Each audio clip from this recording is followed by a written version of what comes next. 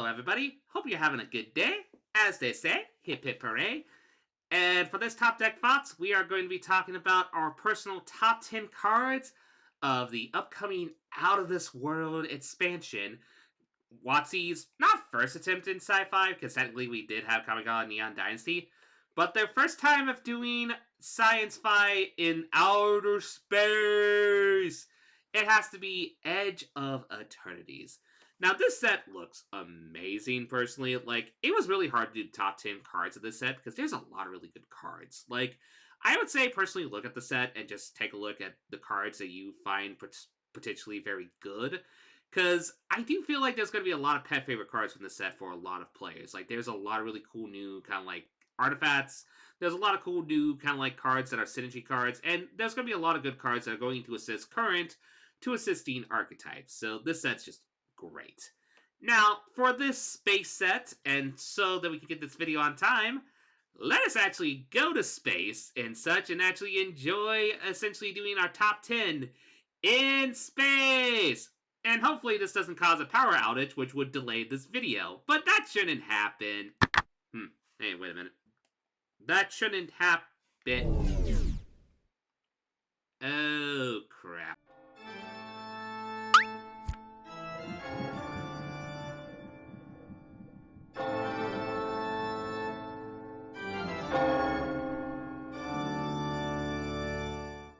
Okay, after a 2-day delay, I think I finally got this working.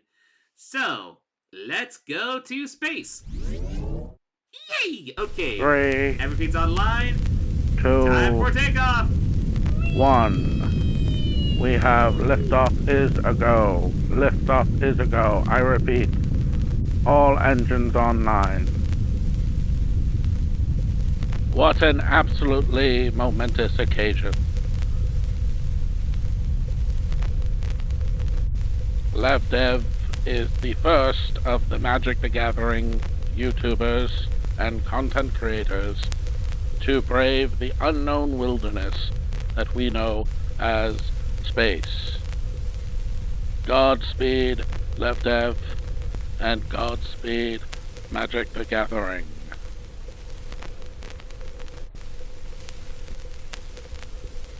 Well, now that we got the thematic set for this Out of This World expansion, before we get started on the list, let's talk about our honorary mention.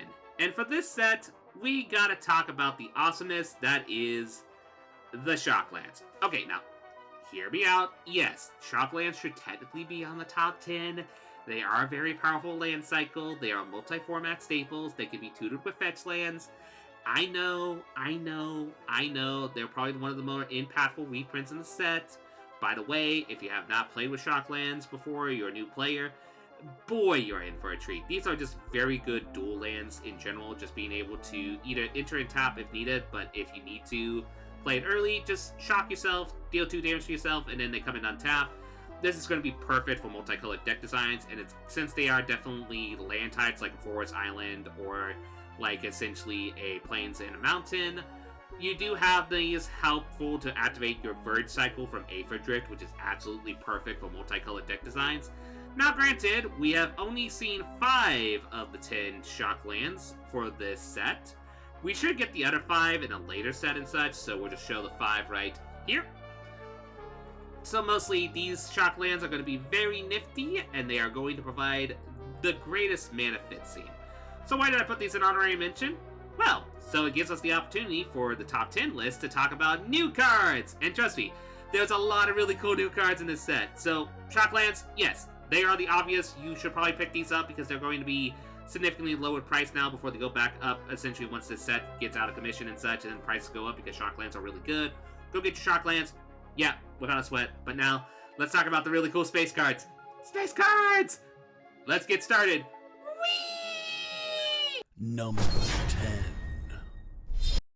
Number 10 on this list, and this one actually was kind of nice to have the delay on this video since it actually allowed me to add this card to the list, because I'll be honest, with the Quantum Riddler, I was initially kind of meh on the card because, well, let's just talk about it. It's a 5 mana, 4/5 Sphinx that has the ability when it enters the battlefield, draw a card, so it's essentially a Sphinx Elvish Visionary, essentially. But then it also has the warp ability of 1 and a blue. For those who don't know, warp is a mechanic that kind of plays kind of like Adventure, except you're casting the same spell where you can play mostly a creature card for cheaper, essentially, and then it enters the battlefield, but then it gets Ets out at the end step, with the catch that you can cast it later for its regular mana cost. So, why is this card that I was initially met on now the top 10 card of the set? And honestly, this is a card that actually is potentially a multi-format card, for a lot of reasons. First off, this is actually kind of a decent control card of all things, mostly just because, sure, it plays kind of like a Lara Visionary. If you play this on turn 2, you have a 4 or 5 draw card, you're not even going to keep the body on the battlefield, so why is that good? Well, it's essentially just a cycle card that then allows you to hold your victory condition, aka the Sphinx essentially being a 4 or 5 flyer, into the exile zone so you don't have to worry about hand disruption, which actually is kind of relevant, believe it or not, especially with the discard matter deck designs. And of course, getting that semi-draw ability, which I even almost forgot to talk about, the semi-secondary ability of the card, being able to draw an extra card if you only have 1 or more cards in your hand. That's actually kind of surprisingly relevant in control decks. Just sometimes you're going to empty your hand out when you control, and being able to have the Sphinx get you to draw 1 extra card is actually really, really nice. Now, where this card is bat bleeping insane, and I should have saw this one coming, is in blink decks. Simply put, like, we have in the past used blink decks to cycle essentially ETB creatures that draw a card, and mostly they're just like 1/1s like Elvish Visionary and stuff like that. But the Catch-22 is like, yeah, they're nice little cards to blink, but they're really not great blockers. Like, a 1/1 is not going to help you when you're attacking against a 3/3 or a 2/3 or stuff like that. Well, in this case, if you decide to blink the Quantum Riddler, you're blinking and keeping on the battlefield a 4/5, which is a pretty big card that you can cheat out by as early as turn 3, or even in some instances turn 2 in some formats, but yeah, Quantum Riddler is going to be probably one of the better day 1 standard cards of the set. It's just a really good Sphinx. It's pretty much going to see multi-format play. It's definitely going to see play in Modern in the decks that play the Blink Dog. Ophelia, I believe, is her name, if my memory serves me correct. You'll see play in Standard and Control, as well as the Azorius Blink decks that we've already been seeing. This card's just great. It doesn't look like much, but the minute you play it, you're like, oh. It's also an honorary addition into my Loot Soup deck as well, which is fine by me. Number 9 on this list, and this time we're going to be sticking to the blinking strategy like we said with the previous card, but this one also just turned out to be proven to be a pretty good card, and it's our only Eldrazi in the set, which is Anti-Causal Vestige. Overall, this card is just very good. It's a 6 mana 7/5, okay, without any Annihilator triggers and such, so you're kind of like, okay, so why is this a scary Eldrazi? Well, it's because of that Leave the Battlefield trigger ability, which essentially allows you to draw a card, and then cheat out a permanent equal to your mana value equal to the amount of lands you have. So yeah, you know how we were mentioning about the Blink shenanigans? And how it was really good with Quantum Riddler to draw a card? Well, now, how about drawing a card and then now just cheating out, say, a 4, a 5, a 6, a 7 drop? Yeah, that's really silly. But you're like, oh, it's 6 mana. That's really kind of hard to justify in a Blink deck. And then you realize, oh, wait, it has Warp 4. Like, in the Phoenix, this is actually a perfect on-curve play, because in, like, standard Blink, you can play turn-free Fortune, which is like a little, pretty much a beast that saddles, allows you to saddle something and then blink whatever you saddle with it. Turn 3 Fortune, turn 4 Anti-Causal Vestige, you attack with the Fortune, you then now blink Fortune, and you blink your Anti-Causal Vestige, which then allows you to give you the ability to actually scry too, and then fix your draw for when you leave the battlefield trigger with the Anti-Causal Vestige. This is so dumb. And we're not even mentioning older formats where, yeah, I think even the Eldrazi and Tron decks will at least consider it, because something that will help them cheat out their Karn or whatever their big Eldrazi payoff is pretty good. So yeah, number 9 on the list, without a doubt, it's Anti-Causal Vestige. Without a sweat. Number 8 on this list, and this one we're going to kind of cheat a little bit, mostly because I'll be legit honest, for this top 10, there are definitely better cards I could add to this list, but I feel like it would be a crime if I didn't put this card on my list, and that has to be, and the one that I have is going to be my next commander, and I already got the foil of it, Regast, Death Gastronaut. Now this card is it's just absolutely a funny card. Like, first of all, let's just talk about the fact that it's a lobster, pretty much a lobster chef, so that is just a lobster citizen, but it's just like a lobster chef, which is just absolutely hilarious. I mean, like, even in the original art that I haven't shown yet, you could tell that he essentially is making kind of like a little food out of artifacts, which is relevant for its ability, which is makes all artifacts you control into food, which is a pretty powerful ability, believe it or not. Like, it's kind of one of those things where sometimes having access to food can come in a pinch, especially if you're going against like a burn or aggro deck, being able to sacrifice an artifact and be able to gain some food from it. Very good. And even by that self, that would just be kind of like a fun gimmick command of the brew round. But wait, there's more. For the simple cost of just tapping it for 1 mana, you can actually be able to sacrifice a food, aka all your artifacts, and be able to make it deal free damage to any target, which is actually a pretty powerful ability. And not to mention that if you found any way to give this creature lifelink, you essentially are able to make it then into kind of like a semi-lightning helix, which is probably something you want to approach with, because the minute you gain life with Regast, you actually are able to untap it at your end step. So being able to, if you have more mana, to activate the ability multiple times, hopefully at multiple instances of your opponent's turns in Commander. And that's where I think this is going to see play. Like, it is probably going to be the most popular Day 1 Commander. I think it has been the most popular crafted Day 1 Commander deck that's not the pre-con Commanders. There's just a lot of fun ways to brew around this. This pretty much is going to have Nuka-Cola Vending Machine have a second home in my decks, because, hey, whenever you sacrifice a food, you get a top treasure token. Oh, hey, that top treasure token is now a food, so you have something like Clark Kent Ironworks. You see where this is going. You can infinitely sack the food, aka the treasure, to then now make more treasure when make more food. Go infinite, bada bee bop, bada boop. Just silly shenanigans. But even I do think there is some fun ways to play this in Standard. I do think it's a little bit vulnerable in Standard, but I am really tempted to try it out and see how it does. So, number 8 on this list. Are there better cards I can add? Yes. Is this going to stick on my list, even if there are better cards? Yes, without a sweat. Because, come on. It's a lobster chef. Make all the Futurama Zoidberg jokes you want, because, I mean, come on! 7. Number 7 on this list, and this one is going to be the easiest addition to this list because it is actually a ridiculously powerful card, and it is the Planeswalker of the set. We gotta talk about our ore farming Tezzeret Cruel Captain. No, I don't mean not in the regular art, even though the regular art is really good. I mean the borderless art from Magellan. I mean, look at that art! That is that dude ore farming to the navy of the blue. But besides that, this is also our first free mana colorless Planeswalker, which is pretty relevant. This is our cheapest colorless Planeswalker we ever had. Very good, and also if you're playing any artifact-centric deck design, this is just a really good card. Like, yeah, granted it doesn't up its loyalty by itself, but due to its static effect, it kind of plays kind of like how you played with Tezrel Temporal Pilgrim from the Brothers War, where essentially you are going to naturally draw cards and increase its loyalty naturally with Teferi.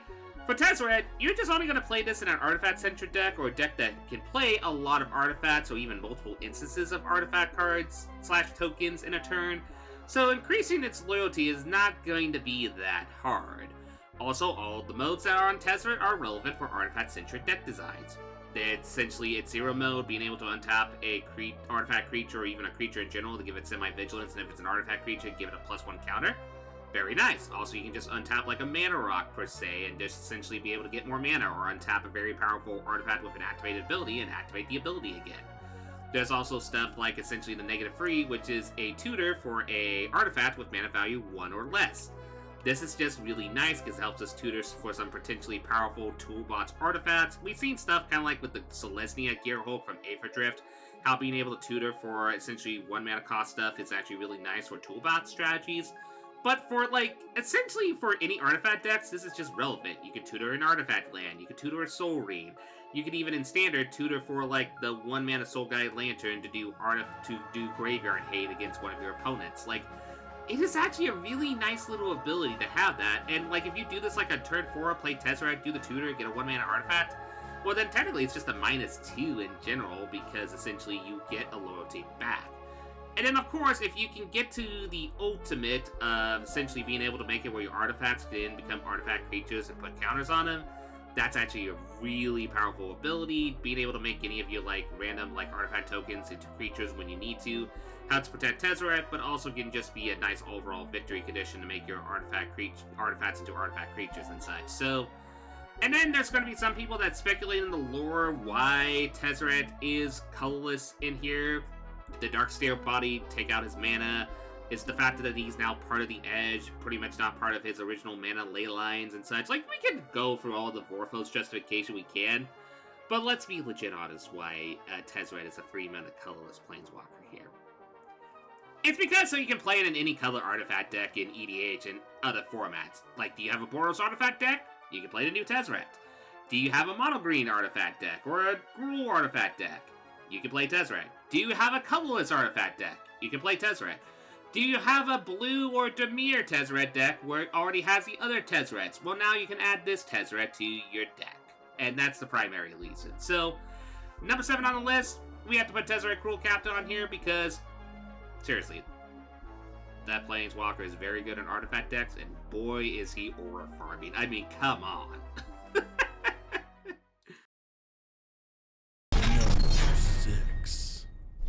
Okay, now we gotta get to the one spot on the list that I'm a little bit annoyed at, and it's number 6. Oh boy, we're gonna talk about Mill. For people who had missed my initial video of cards I was happy to rotate, you've probably known that I was happy for Jace to rotate out, the Phyrexian Jace, mostly because I don't have to worry about Mill shenanigans anymore. Well, WotC was like, hey, let's give you 2 Mill cards! Yay! Okay, let's talk about... Actually, to be honest, there is one Mill card I like, but there is one Mill card that I have to say that it's good, but boy, I do not like having to deal with it in the upcoming Standard. And that has to be Singularity Rupture. Like, WotC, why? No, seriously, why? Why in a Standard format that you have Riverchurn Monument that you decide to give a Singularity Rupture, which is a board wipe that mills half your library? Now, I should mention that you can also mill your own library if you're doing like kind of like a Dimir Reanimator deck kind of shenanigans. But let's be frank, the primary reason you're going to be playing this card is an alternate win condition with Riverchurn Monument. Mill your opponent's half your library. Oh, then now you can Riverchurn Monument, exhaust, and then now mill your opponent their whole library. Bada bing, bada boom, you win. It's pretty much going to be, probably for the most part, a control deck's alternate victory condition, probably till the day this card rotates out. Or at least until Riverchurn Monument rotates out at the very least. Because... WotC, why? I can see myself. Yes, it's balanced that it's 6 mana. Don't get me wrong. But let's be frank, you're getting a Traumatize effect, which is generally kind of like a 5 mana effect. And then you're getting a board wipe, which is usually a 4 mana effect. So you're getting a 9 mana spell for 6 mana. And coincidentally, 6 mana is right enough mana for you to essentially next turn be able to play your Riverchurn Monument and then be able to exhaust it.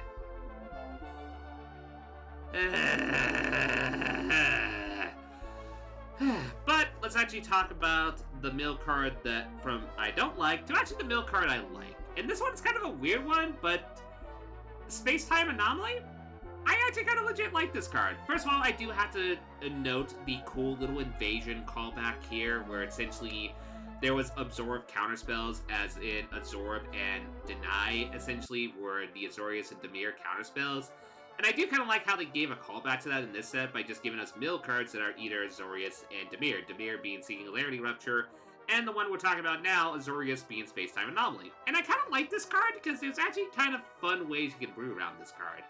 Primarily, I kind of like this in kind of like the Raise to Pass combo decks we have been seeing, the ones that play a ton of Soul Sister variants, as well as just like the Bat that allows you to drain an opponent's life whenever you gain life. I kind of like this because in that deck in general, you're going to be gaining a lot of life in general with all the Soul Sister variants.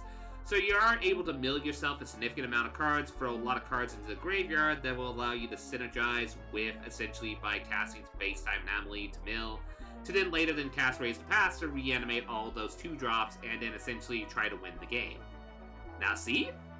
That is setup. That is actually you having to do a deck design where you overall set up your game plan, and it's mostly like 3 to 4 cards to actually set up and win with the combo. Not a 2-card combo like Singularity Rupture and River Churn Monument!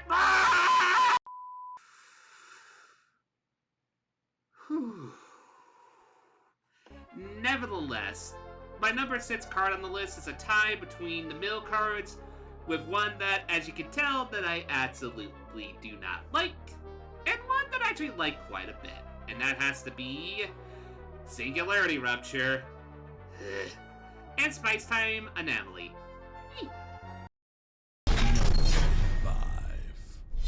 Number 5 on this list, and we're going to cheat with this one because mostly we're just going to be talking about a cycle of cards, and I feel like this is going to be nice to talk about our first instance of the station mechanic, which with those who don't know, there is some lands as well as artifacts in the set that are spaceships specifically that have the station mechanic, which basically amounts to you can tap a creature, even a Summoning Sickness creature, mind you, to actually put charge counters onto the aforementioned permanent, and then if you get enough charge counters, it either gets a nifty ability or becomes an artifact creature, usually with flying, essentially. And for this, for number 5, we gotta talk about the mythic land cycle of the set, the planets. And this, honestly, is a really good cycle of lands, I'm not gonna lie. Like, we were kind of a little bit cautious about Station for a minute because we thought the mechanic would be a little bit slow, and it kind of is. But not really, because mostly the decks that you want to play the station cards are decks where you are going to either relatively control the board state enough to be able to play a turn where you tap down your Summoning Sickness creature to add up to the station mechanic, or in general, you are playing a go wide enough board state that you can just tap a few of your creatures down and keep a few blockers up to actually add to the station mechanic. And all these lands are just going to be probably multi-format cards, mostly because they are really good activated abilities on these lands. Like, to start off, the one that I think is the best of the cycle, personally, for Standard, is probably going to be Adagia, Windswept Bastion. This one actually just kind of like has a perfect place in the Una Reanimator decks, or any good mid-range deck in general that plays enchantments or artifacts. Being able to just have the land tapped, that is the one con of this whole land cycle, yes. But still, playing a tap land to later have the ability to be able to create a token that's a copy of a target artifact or enchantment you control. Sure, it becomes a legendary copy, but that doesn't really matter if you can get a second copy of, say, like, Bahamut, or maybe a second copy of, like, an Oblivion Ring to help control the board. Or even just stuff like really powerful artifacts like the stations that we have seen, like the spacecrafts that we've seen in the set. Like, for example, maybe getting a second copy of Ceremer, sure, it's a legendary artifact, it is going to die to the legendary roll, but on the other hand, that gives you access to a legendary creature tutor spell on repeat thanks to Adagia. Very good. There is also Avendo, Walking Haven. This is just our semi-Gaia's Cradle, the closest thing we're going to get to a Gaia's Cradle that doesn't require us to flip an enchantment to get it in multi-formats, so all the Commander players are probably going to like this. In Standard, I do think it also has a chance, since, like I said, the decks that will like Station a lot are kind of like go-wide decks in general, so being able to get a lot of mana with your creature board state, very good. Then, the third best is probably going to be Uthros, Titanic God Core, mostly because every Commander player is just looking at this card because this is now going to be the closest thing, yet again, that they're going to have access to Larian Academy. Which, for those who don't know, it's a card that is banned in Commander. So this is the closest thing that they're going to get, besides the Rivals of Ixalan flip enchantment that they're going to have access to a Tolarian Academy card, which for artifact-centric decks is very good. I mean, for Pete's sakes, this is automatically going to go into my Gimbal deck the minute I can get it, without a sweat. Then the next one is probably Susu Secunde, Void Altar. This is just a really good kind of like planet to be able to just essentially get a really good card draw engine if you are playing kind of like a mid-range stompy deck in general, or even a mid-range deck in general. If you can sack this and just draw about 2 to even 4 or 5 cards, you just got your job done of even having to pay for the station cost for this. And the last, and everybody's saying the least, but if I'm being legit honest to you, I think it has the potential to be the best. Potential. Note, I still think Adalia is the best, but this has something that you want to keep an eye on, and that's Cavron, the Memorial World. Okay, yes, let's just get this out of the way. Yes, tapping essentially 2 mana and sacrificing a land for this ability seems very costly, but I feel like if we get like a go-wide or kind of like a mid-range deck in general, I think they might want to humor at least 1 or 2 copies of this card. Because creating a token and then being able to give all your creatures +1 in haste, that's essentially an Imidane's Recruiter on an activated ability on a land. And yes, you have to sacrifice the land. I think a lot of people are going to focus on the land sacrifice being very costly. However, keep in mind that there are going to be moments in the game where you're drawing lands and they're dead draws.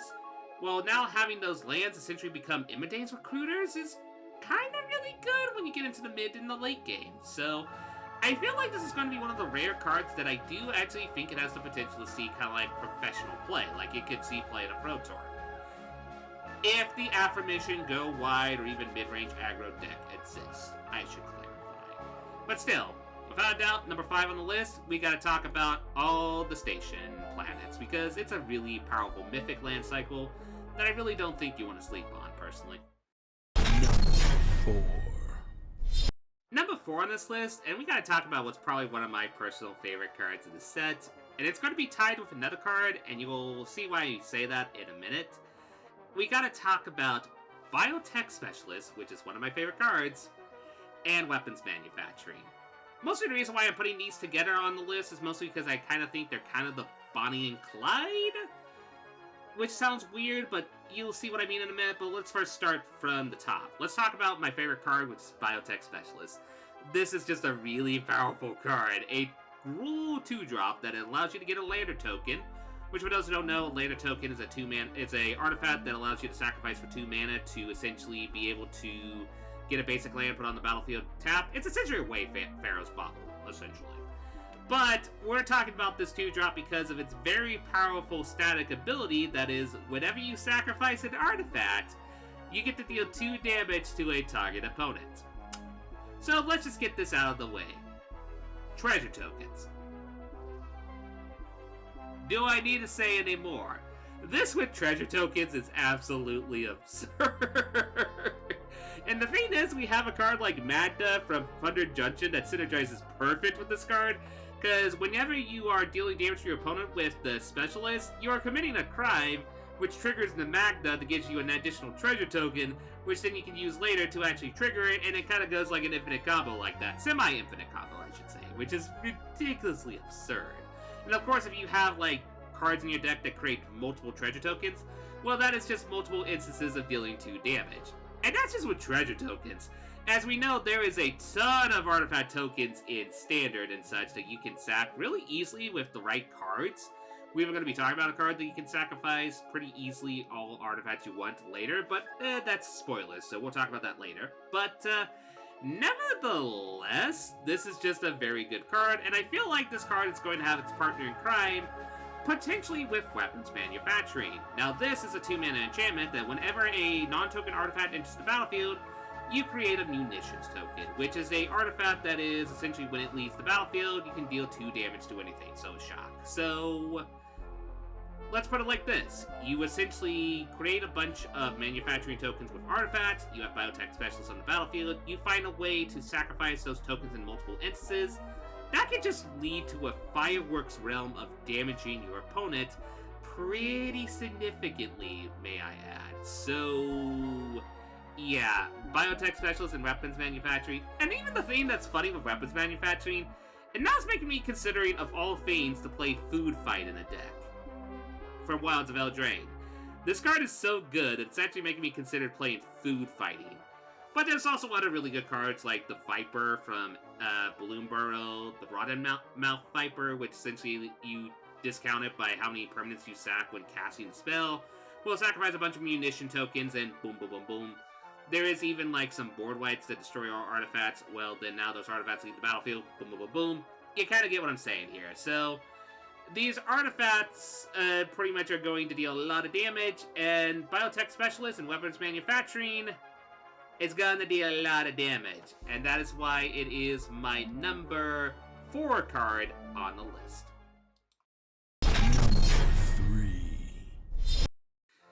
Number 3 on this list, and speaking of that sacrifice outlet, as we were talking about, we gotta talk about it now, and that is probably one of the best sacrifice outlets we had in Standard in a long while. We gotta talk about the Umbral Caller Zealot. A 2-mana free 2. Okay, first of all, we just gotta talk about the fact that it's a 2-mana free 2. Usually with sacrifice outlets on this, they usually are like 1/1s, maybe even sometimes a 2/2. This is the first time we got a very aggressively oriented sacrifice outlet, being a free 2 early game. So, what happens? So you can sacrifice an artifact or a creature with it to surveil 1. This is probably going to be one of the most impactful cards day 1 for Standard, honestly. Mostly because the sacrifice decks really needed to get a good sacrifice outlet post-rotation, and this just gets the job done without a sweat. The fact that you can sacrifice artifacts to it helps with if you want to play Jun, like let's say for example that, oh hey, biotech specialist weapons manufacturing, hey, all those munition tokens can be sacrificed to this. Neat! Also, like in the pretty much Orzhov aristocrat decks, just being able to play like a bunch of essentially sticky creatures that make tokens, and then you play Sephiroth, which, yeah, do I have to mention how silly Sephiroth is? We already talked about it with the Final Fantasy list. Sephiroth's a silly card. So this card's going to be perfect for that list. And there's just, it's a nice versatile card because it's aggressive oriented as well. And even it's good against, like, if you go against a board wipe where you can sacrifice all your stuff, and then thanks to the Surveil trigger, you can actually kind of like fits your time, like your top deck, or even fits your graveyard if you want to throw someone in the graveyard from your library and such. Like, Surveil is a very powerful ability to be able to get multiple instances of. Let me put it like that. So yeah, number 3, this one's nice, simple, to the point. We gotta talk about the best sacrifice outlet that we had in quite a minute, and that has to be the Umbral Caller Zealot. Number 2 on this list, and we gotta talk about probably what is the best control spell card of the set, that is essentially just gonna be the best card draw spell. We just gotta talk about Consult the Star Chart. Like, Consult the Star Chart is just a very good card draw spell. Now, the caveat is that if you do play this on turn 2, it does become a semi-worse anticipate, honestly. But let's be completely honest with ourselves, this is a card draw spell we don't want to be casting on turn 2. This is one where we be wanting to cast on turn 3 or later, because then, if you play it on turn 3, then it's just a semi-anticipate, which fine, but this is a card that gets better later in the game, which in control decks, they don't mind playing later in the game and just stalling to where we get to turn 4, 5, 6, and then this becomes an absurd card draw spell. Like, being able to look at the top X cards of your library equal to your land amount is just absolutely absurd. And that's not even getting to the factor that if you decide to kick it, you get essentially a really, pretty much a really absurd variation of divination where you get to look at the top X cards of your library and just pick the 2 best cards and then bada beep, bada boop, I'm gonna keep those. Control decks are going to love this because this allows them to get a card draw spell that they can play at the instant to dig really deep into the library to get the perfect answer they need. I can even see this played in some mid-range decks, just being able for that same purposes, especially if they have a ramp strategy. Just Consult the Star Charts is a very good card draw spell, and don't be surprised if you see this played a lot on Standard Ladder. Nice, simple, to the point. It's just a versatile card draw spell that is perfect like in the mid-game, but then it's just absolutely amazing to absurd in the late game. So, number 2 on the list, Consult the Star Chart. Number 1. So, what is my number 1 card of Edge of Eternity? And this was hard to do, y'all, because to be honest, This set is amazing. There was a lot of really good cards in the set. Some cards I wasn't able to get into the top 10 list. There's just a lot of cool new tools, a lot of cool new card draw engines, a lot of good, cool kind of like general creature matter, or even just like counter-oriented, or just a lot of fun new strategy cards in this set that I do think will make standard impact. Not if day one, but we'll see play later in its lifetime. Like, the fact that I have to cut out Sammy, Wildcat Captain, for number 1 is kind of absurd, because that card just gives affinity for artifacts to your spells, which is absurd. It's like, ah! But the more I think about it, and the more I had to think about it in my brain, my number 1 card from Edge of Eternity has gotta be the Starfield Vocalist. Yes, it's a Panharmonicon variant, but we gotta talk about this Panharmonicon variant. So, it is a 4-mana 3/4 with Warp 1 and a blue, which is very important, but it's a 3/4 that has the ability that whenever a permanent enters the battlefield under your control, if it triggers an effect, or an ability gets triggered by that, it triggers an additional time. So that's a Panharmonicon on a non-legendary creature. And y'all, that is very, very important. Now, yes, we've seen Panharmonicon in the past, and Panharmonicon is kind of like been a decent to sometimes a silly card, but mostly the ones that have seen constructed play are ones that are like Panharmonicon plus something extra, like let's say the Elvish Norn Mother Machines. It's a Panharmonicon that also hates on your opponent's ETBs, but also doubles your own. Or stuff like Annie Joins Up, which is a removal spell that also doubles your legendary triggers. So, or Loving Throne, where it's just name a certain kindred, and triggered abilities of that specific kindred will activate twice. So why is a simple, kind of innocent Panharmonicon variant my number 1 card of the set? And that is because one simple word. Clones. This is a card that is a creature that you can clone. And that is absolutely absurd in a Panharmonicon style deck design. Like, the factor that you can get multiple instances on the battlefield to make your permanents that have an ETB trigger activate twice is absolutely absurd. Like, imagine having 2 copies of this on the battlefield and then playing an Oblivion Ring effect, so then now you can exile free things from your opponent. Or like, say, like even the Quantum Riddler that we were talking about earlier. Now you get to draw free cards, essentially you have like 2 copies on the battlefield. And the best part is, the Warp is actually really nifty with this card, because the factor is, you can do stuff like, essentially, for example, the Warp allows you to cheat in, essentially, a Panharmonicon effect way earlier than you usually would, because sometimes the awkwardness of Panharmonicon effects is you have to pay it on for a turn, hope it doesn't get removed, and then you can go off and do your kind of like shenanigans. Well, with this, it's a creature, so essentially you can just warp it in for 2 and such, or maybe even find other ways to cheat it in, like maybe with a creature tutor spell, or reanimation effect, or stuff like that. And then hopefully for a lot cheaper, so then now you can cheat in to playing one of your Panharmonicon effects that are probably ETB triggers that are cheaper, like let's say a Seam Rip, for example, from this set, where you can essentially exile double triggers. Or the silly amount of silly ETB triggers that we have in Standard. Of course, we missed the Atali, but there's still other absurd ones in general that I could list them off here, but we would be here all day. But just look at all the cards that have good, powerful ETB triggers that are from this set, as well as just in Standard in general, and you realize how absurd this card can be. So, my number 1 card of the set, it has to be the Starfield Vocalist. And that is my top 10 cards from Edge of Eternities. So, what are your personal favorites from this set? I hope you all enjoyed my 2 cents on this out-of-the-world video, and I hope you all have a lovely day. As they say, hip hip hooray!